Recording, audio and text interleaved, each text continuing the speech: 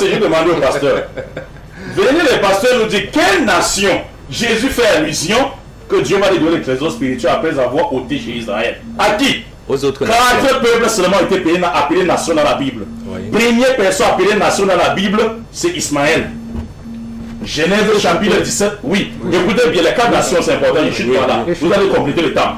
Genèse chapitre 17, verset 19. Dieu dit à l'égard d'Ismaël, j'étais engendré, à l'égard d'Ismaël, j'étais engendré, je le rendais fécond, je le multipliais à l'infini et je ferai de lui une grande nation. Première personne appelée nation. Deuxième personne rapidement, c'est Jacob. Genèse 46, verset 2. Dieu a appelé Jacob, ça Israël, nation. Troisième peuple, c'est l'empire babylonien dans Jérémie chapitre 36 et l'empire médo-perse dans Jérémie chapitre 50. Donc si Dieu va prendre chez Israël, s'il vous plaît, s'il vous plaît. Si Dieu va prendre chez Israël, mes chers frères, il ne doit donner qu'à 3 de ces nations. Soit l'empire médo-perse, soit l'empire babylonien, soit n'est-ce pas, les enfants d'Ismaël, qui sont des Arabes. Bien. Et si vous dites que c'est Perse ou médo-perse ou bien Babylone, ça veut dire que même la promesse que Dieu a faite à Ismaël n'est jamais arrivée. Bien, bien. Le prophète Élisée, c'est le temps pour moi de rappeler aux téléspectateurs qu'ils peuvent intervenir en direct au numéro 658 93 52 15. Prophète Isaïe. Oui. Alors, ce que moi je voudrais vous dire, c'est que la compréhension de mon ami Mokhtar est, je veux dire, permettez-moi le terme, est circonscrit. Il a dit que le salut sera arraché à oui, c'est exactement. Je suis d'accord. Je dis à une autre nation. Oui, moi je veux savoir à quelle nation. Mais à la nation des gentils. C'est ce que vous avez oublié. C'est à la nation des gentils. C'est noté dans la Bible. Aux gentils. Les gentils, ce sont les qui? Ce sont des païens. Donc, comme on a dit, la foi vient des Juifs. Le salut est venu aux Juifs et les Juifs ne l'ont pas reçu. Comme par exemple, c'est ce que Jean explique dans son chapitre numéro 1. Et c'est ce qu'il a bien expliqué dans la parabole de la vigne. J'ai dit c'est juste. Mais seulement comme Israël n'avait pas reçu ces messagers, le salut donc s'est tourné vers une autre nation qui est la nation gentille. C'est pourquoi vous allez remarquer... C'est-à-dire les païens. Les païens. Oui. C'est pourquoi vous allez remarquer que dans Acte 2, à partir du verset 37-38, en descendant, vous allez voir que quand les disciples sont sortis de la chambre haute le jour de la Pentecôte et qu'ils ont commencé à parler en langue et prophétiser, il y avait des hommes de toutes les nations qui étaient là, c'est-à-dire des païens, qui étaient venus. Et l'apôtre Pierre a commencé à leur dire que s'ils devaient, pour leur salut, ils devaient se repentir. Il a dit, repentez-vous premièrement et que chacun de vous soit baptisé au nom de Jésus-Christ. Bien. L'imam Mokhtar. Mais je ne fais que rigoler avec mon ami Élisée. Il n'a plus d'argument. Malheureusement, malheureusement, les arguments sont finis, mes chers frères. Il faut qu'on ouvre ce livre-ci, ce bouquet-ci. Le dictionnaire, mon ami Élisée. Il dit ceci, écoutez bien, c'est dangereux aux yeux du monde en mondial-vision. Il dit ceci, que la nation que Jésus fait allusion, c'est les gentils, qui étaient tous les peuples du monde entier. Païens, oui, du monde entier, non, y compris les Camerounais, non. Si c'était des païens, oui. Oui, les Camerounais. Si c'était des païens. Non, je ne dis pas si. J'ai parlé des païens. Non, je ne me fais pas dire ce que je n'ai pas dit. Pasteur, nation veut dire ceci. Dictionnaire. Nation. Pasteur. Nation. Non, nation. Non, écoutez, il est sur Jean, il a dit, gentil, ce sont les païens. Écoutez bien. Gentil, ce sont les gens, les païens. C'est-à-dire, il a dit ceci. Chinois. France, ça rentre dedans. Bien. Chinois, France. C'est pour ça que j'ai commencé par nation. Vous comprenez un peu. Oh, nation, pasteur, définition. École publique. Non. École publique. École primaire. Ethnie. Peuple. Communauté humaine qui possède une unité historique, linguistique et culturelle. Le Cameroun et la France. Tu appelles tout ça nation mélangée. Mélangée, c'est nation.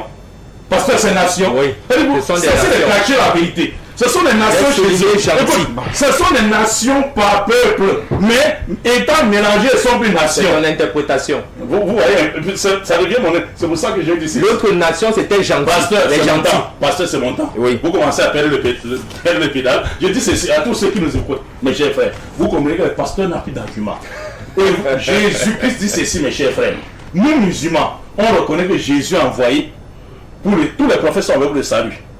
Mais à la seule différence qu'il y a deux choses. La première chose, qu'ils ont apporté le salut à leur peuple respectif. Et deuxièmement, le salut ne se basait pas sur la mort d'un prophète. Non. Imaginez-vous que le Cameroun a besoin du salut. Nous sommes en crise depuis des années. Nord-ouest et sud-ouest. Monsieur Giscard. Oui. Notre sauveur arrive pour apporter le salut. C'est-à-dire la félicité, hein. Oui. Atteindre la félicité et quitter quoi. Selon votre explication. Quoi. Voilà, selon notre explication. Il arrive au sud-ouest, au nord-ouest. Regardez la foi des pasteurs. Il dit cherchez-moi 2 planches. C'est à quoi le pasteur croit. On prend 2 planches, on la met à Bamenda, on le crucifie. Il dit le problème du Cameroun sera fini. Quand seras-tu du sol du Cameroun? C'est ton interprétation. Vous comprenez, mes chers? Mais il pense mourir sur la croix. La mort de quelqu'un sur la... D'ailleurs, même, mes chers frères, on n'est même pas encore s'il vous plaît, mes chers frères, vous pensez que Jésus est mort sur la croix pour sauver au péché? Même si vous ne le dites pas, tous les chrétiens le savent. Et voilà pourquoi la Paul dit dans le livre de Romains, si tu ne prophétises même pas ça, ta foi est vaine, tu n'es pas chrétien. Comment tu peux, pasteur, s'il vous plaît, pasteur, pourquoi? Qu'est-ce que nous a? Celui qui croira, il a passé le temps. Celui qui croira, prenez une minute chez lui m'ajouter. Oui, Proverbe 18-13. Oui. Insensé est l'homme qui répond avant d'écouter, il fait acte de folie et s'attire la confusion. Vous êtes confus? Ben non, répondez à la question. Continuez. J'étais allé développer pour chuter, monsieur Giscard. Voilà, vous chutez. Oui, je chute, monsieur Giscard, en disant ceci. Tous les messagers ont apporté le salut. Oui. Mais le salut n'était pas basé sur la mort de quiconque. Oui. Et Jésus-Christ a apporté lui-même le salut. Et j'ai pris le livre de Luc 10, verset 25 à 28. Également, Jean chapitre 12, verset 49 à 50, il dit, je sais que ton commandement est la vie éternelle. C'est ça. Tous les messagers ont apporté le salut. Le salut n'était pas basé sur un individu. Le salut réellement, quelque part, c'est... Oui, on a un coup de fil là, un téléspectateur qui appelle. Monsieur, présentez-vous et puis posez votre question. Allô? Bonsoir. Oui, bonsoir.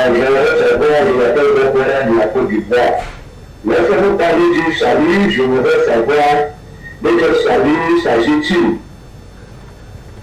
Voilà, parce que le cas du salut, je voudrais savoir, lorsque dans ce cas précis, je voudrais savoir de quel salut il s'agit. Merci beaucoup. Bien.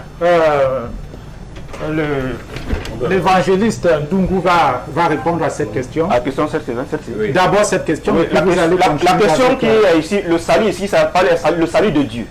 Oui. Avoir la vie éternelle.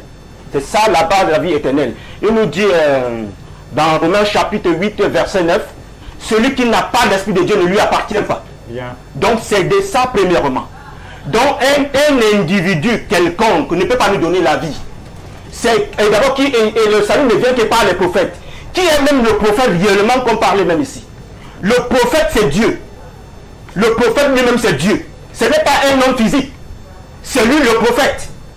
Et en termes, Dieu même en tant que pour venir sauver l'humanité, il devait quitter la filiation divine pour venir pour s'humaniser, pour venir parce qu'il nous parle encore, il est venu unir les visibles et les invisibles. Il est venu unir en lui, parce que tous sont sortis de lui. Il est venu les unir. Donc en tant qu'un individu, en tant que l'individu n'est que nous montrer le chemin, mais celui qui fait le rachat, c'est Dieu. Et il doit incarner la personne de Dieu, il doit incarner la divinité. Et c'est cette divinité qui fait le rachat. Donc quand je vais venir au frère, qu'est-ce qu'on appelle la mort même exactement? Parce que si quelqu'un ne meurt, si une semence ne meurt, ne peut pas porter plusieurs. Parce que la mort même en d'autres termes, c'est le commencement d'une nouvelle vie. C'est la mort en tant que tel, c'est le commencement d'une nouvelle vie. Parce que la première vie étant périe, il fallait maintenant qu'une nouvelle vie reprenne. Et il fallait une personne qui devait nous représenter en symbolisant cela. Que le nom de Jésus est venu sur terre, ce corps que Dieu a créé ce corps dans le corps de Marie. C'est parce qu'aucune femme dans ce monde ne peut accoucher Dieu. Aucune femme dans ce monde ne peut accoucher Dieu. Et je vais vous dire, attention avec les mots que nous représentons. Ici, même l'Église